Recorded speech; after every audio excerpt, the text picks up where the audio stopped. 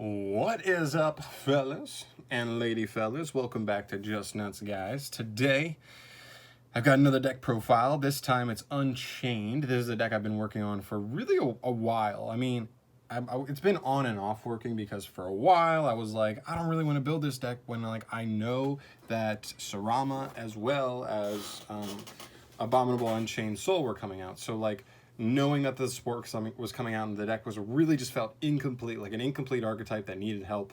Prior to that, I kind of just wanted to wait, and now that we have those, I've definitely been testing it out a little more lately, and the deck's actually been performing pretty well, I'm not gonna lie, and I definitely think I play a different version than a lot of people like to play, or that I've seen think that the best way to play this deck is, which is like a going second build. I actually play a going first build that's more concerned about a control / mid-range game that you can win over a couple of turns. But yeah, the deck's really cool, and without further ado, let's just get into the list here. Starting off with the main deck, as always, 40 cards. You know we don't mess around there. We'll start off with 3 copies of Unchained Twins Aruha. This is probably the best one. Still probably I'd say it's better. Maybe not turn 1. I guess, well, it's probably the best one turn 1, but after turn 1, it's definitely not the best one because our new one, Sarama, is actually our best one because we have 3 copies of Reiki as well, and then 2 copies of Sarama. The reason Sarama's not that great is it's damn near impossible to trigger it turn 1, on your first turn going first to get that set and pop. And because of that, I like to stay away from 3 copies of it. You really just don't want to open up with it every single turn 1. So it's fine though if you do, because a lot of times you can just set one and then set some back row behind it, have hand traps, and then kind of protect it from there. If your opponent has to beat over it by battle or just remove it by destroying it, you do get to special anyway. So it's still really strong. This is the monster lineup I like. Not too many, but not too little, because of our search card can get us more of these if we ever need them. But they're really good. Aruha's the best one just because he specials himself from hand, which just means you play around your normal summon sometimes. It's really good. Then for the big boys, we play 2 copies of Unchained Soul of Disaster and 3 copies of Abominable Unchained Soul. These cards are both really awesome. This is the new guy. He's really good. If you don't know what he does, I know well, okay. Whatever. You probably know what he does. If a card on your field is destroyed, he specials himself from hand. On special summon, at any point, if he's just special summon ever, you can discard a card to just non-targeting pop a card on the field. And also, if he's destroyed during the end phase, he can actually special summon himself back, but he'll go to the bottom of the deck when he next leaves the field, and he can only be special summoned once per turn, or cards with his name can only be special summoned once per turn. So it's important to keep that in mind. But other than that, Disaster's just classic. He's just the worst brick in the deck, but we have a card that actually helps mitigate that a little bit, and then he's just how you apply so much pressure, man. You can get the 3,000 body on board that can potentially pop a card. He has recursion. He's so strong, man. So many decks just have problems dealing with him recurring himself. Getting a copy of him on the field every other turn is just so hard for so many decks to deal with. And then the last monster we play in the deck is just 3 Ash. Going first, but if we do go second, we don't want to just auto lose. The deck already has some inherent strength going second, so I just want a couple of cards to inherently, or just to support that a little bit, just if we do lose the die roll. There, so 3 Ash, just a classic card, so good in every matchup, to stop any one thing that you think is the biggest threat. Then for the Unchained Spells and Traps, we've got 3 copies of Prison. Prison is insane. It searches any card in the archetype pretty much. Spells, traps, monsters. It's very, very nice for consistency. And then 2 copies of Wailing. A lot of people don't like Wailing, but those are mainly the going second builds. Going first, I think this is a little bit better. Probably. And the thing I like about these, even Escape 2, which is, again, another one that's a lot of people sleep on and think it's not very good, is that even if you draw them, and they're not good for their main effect, their other effect, you'll probably be able to pop it yourself at some point, or your opponent will see you have a bunch of back row and pop it at some point. That's another strength of this deck as well, is that I'm playing back row, so my opponent sees a back row heavy deck, they set in their back row removal, and then they just end up popping stuff like Wailing, a set Prison if you set one, if you open 2, you could set Chamber, set Escape, and then they're just giving you free specials from deck, and it's not a big deal. So I really, really like that as well, that it's a back row deck that your opponent almost feels wrong for citing Lightning Storm for. So yeah, those are both really good. And then for the rest of the spells, 2 Pot of Desires and 2 Instant Fusion. These are both I don't know, not too crazy. Like we play 3-ofs of like everything that's super important, so Desires is not the biggest deal. The +1 is very appreciated though. And then Instant Fusion, again, it's like, it kind of goes with the hand traps. Again, like we want to go first, but if we do lose the die roll, I think this is still like a really nice card to just start off by taking that first negate off our opponent's board, or just breaking the board by itself, essentially. If they didn't have a negate, then this card's just going to solo break a board by itself. So those are nice, and those finish up our spells. And then we get into the traps, finishing the spells, starting with the traps. 3 Abominable Chamber of the Unchained, and 2 copies of Escape of the Unchained. Both of these are pretty nice as well. Chamber's really good. It helps you unbrick disasters that you ever draw, because it just special summons them from hand. I love that it doesn't target. I've definitely played people who play like DD Crow and sided in versus me, actually. And so like, or like Called by the Grave, anything that just like might come up that's generically like pretty widely played, you may activate this, but it doesn't target. So you could have multiple Unchained monsters in grave, and if they do like Called by the Grave or DD Crow something away, you just special something else if you had another target, assuming you had another target. Or you could special something from hand if you had something there, like whatever you want. So it's really, really strong. It can special like the new big guy on your opponent's turn, and then he discards to pop, so it becomes like a disruption. It's really, really good. And then even if you don't want that effect, you just pop it yourself and get a special from deck. And then Escape. Escape targets 1 Unchained monster you control and a card your opponent controls, and just pops them both. So it's disruption, all your stuff floats, so even though you're taking a 2-for-1 technically, you still get a special off your monster. So it's actually just like a 1-for-1, just pop any card on the field. And Dryden's really good, so that's solid. Even if that doesn't come up again, you could just pop it yourself, get a free special. That's why this deck is like so cool to me. And then this Trap Trick. So we're playing a trap heavy variant because they have 2 pretty powerful traps to themselves. I thought Trap Trick was a good thing. So like, if I want those, I can get that. Like I can get the Chamber if I need access to a monster. I can get a monster from grave or hand that I can't already get on field. Or if I need more disruption, I can just pick whichever disruption is left in my deck that's like particularly good. So I feel like Trap Trick was good, but I don't play enough traps to really warrant playing 3. I never really want to see more than 1 of this. I just felt like a 2 was a pretty in-between safe number there, and it's been performing pretty well. Probably MVP. So this card right here is probably MVP for the deck overall, at least tonight it was. I tested a good amount tonight.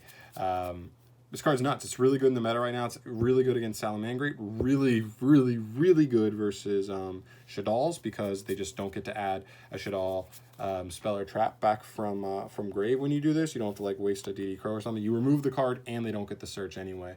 And so like this can just like cut off their resources in 1 card. You go first, this is like nuts, and even going second, it can still be pretty nuts, but it's just really, really good. Bouncing stuff, and then if we get that OCG ruling, this will get even better, but really good. And then with Trap Trick, you have 5 copies of it.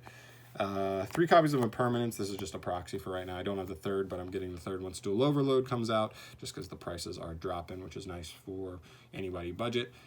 Yeah, it's just good. It goes with Trap Trick. If you need monster negation and you don't need monster removal, you can go into Impermanence to negate a monster effect, or so it has synergy with that. And same thing with, like we said with Ash before, like if we lose the die roll, we just want a little something to support our actual deck engine going second, which is pretty cool. And then the last 2 cards we play in the main deck are 2 Heavy Storm Duster. This card has other synergy. Synergize it with Trap Trick. You can pop your own Unchained spells and traps to just get specials from deck. I've done it before where I pop one of my own Unchained monsters or set spell or traps and one of my opponents. So it's an MST to them, but it's also just going to get me a special from deck off of one of those that like weren't particularly good in that instance, like a Wailing or an Escape if you didn't have a monster already. So really, really nice, just nice utility. And if you play a back row deck, the deck really does not appreciate back row matchups. So I think this card's pretty nice to have, just in case those matchups do come up for sure. So as always, guys, 40 cards in the main. I really like to stick to 40. I don't know why. Like I get it. If you don't like sticking to 40, that's your prerogative. I just like sticking to 40. It helps my OCD, and I just believe it's more consistent overall. And I don't know, it gives me something to aim for. Like my own, I don't know, guideline to start when I'm going to like build a deck. So helps me at least. All right, moving on to the extra deck though, we'll start with the like heart of the extra deck. This is like pretty much why I decided to build this version of the deck, because most hands you can just open Rage.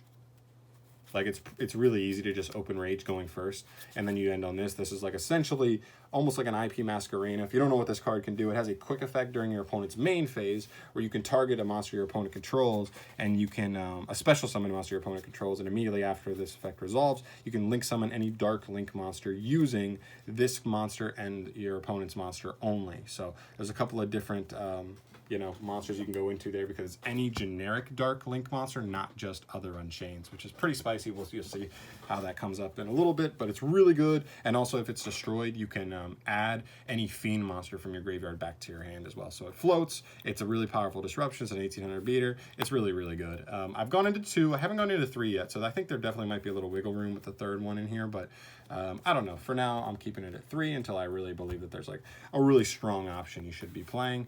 Whoops, those are upside down. Next up we have instant fusion stuff, just basic like Gravity Controller, Link Karibo. I will say, this is like the day of Dual Overload, like officially being released.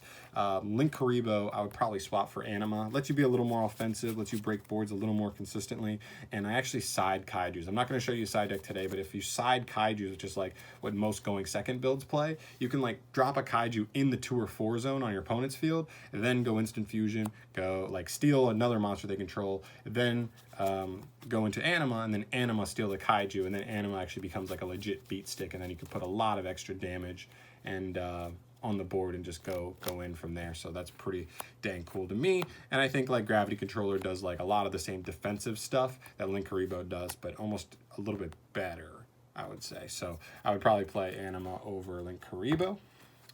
Next up for the rest of the Link 2s, 1 Phoenix, 1 Double Bite Dragon. Phoenix is pretty cool because you can co-link it under the Link 2 and get the redraw and stuff, which is pretty cool. But it's not a dark, so you can't make it on your opponent's turn. It's just kind of utility. Like I said, back row decks are kind of a pain. And then Double Bite Dragon. So this is a pretty cool card. If you never read it before, it takes any 2 Link monsters. It's dark, by the way, so you can go into it off of any of the Unchained cards that link off with your opponent's stuff. But it gains attack equal to the combined link ratings of the monsters used for its link summon times 300. So the idea here is if your opponent has a link 2 or higher, ideally, you can use your guy, who's a link 2, and theirs, which let's say it's a link 3, to make him.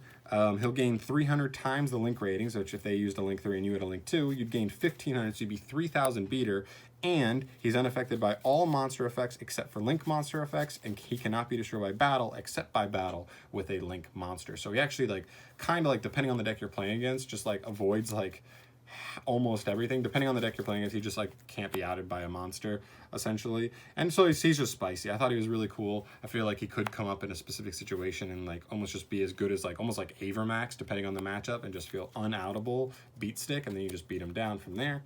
Pretty cool.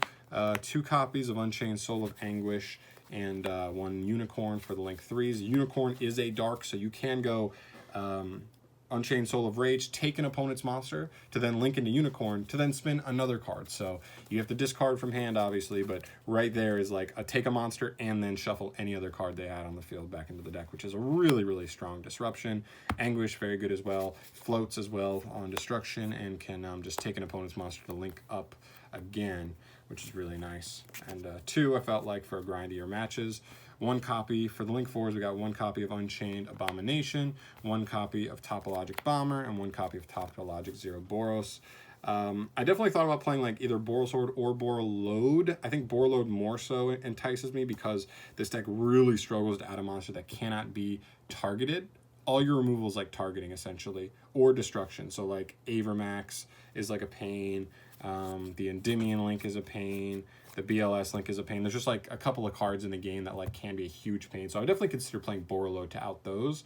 But these are all pretty good as well. Zerboros is also non-targeting, non-destruction removal. But Bomber destroys, Abomination destroys. But they're all like win conditions. There are definitely just certain times where you know it's time to go into these. And if you do and they're resolving, you're just winning the duel. So they're your cleanup crew. And then the last 2 things are obviously our instant fusion targets, 1000 Eyes, 1 Millennium Eyes. I've never actually gone into Millennium Eyes, but maybe if I played Cross Sheep it'd be interesting. No, probably not. It's not even an instant fusion deck. It's probably not good, but still, I just want to play something other than 1000 Eyes in case it came up, or in case I drew the second instant fusion at any point, I could still have a target to at least get a body on board.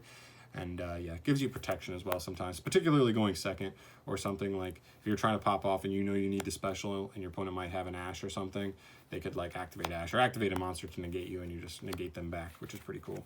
So he definitely could come up in theory, so I'll definitely keep him in for now.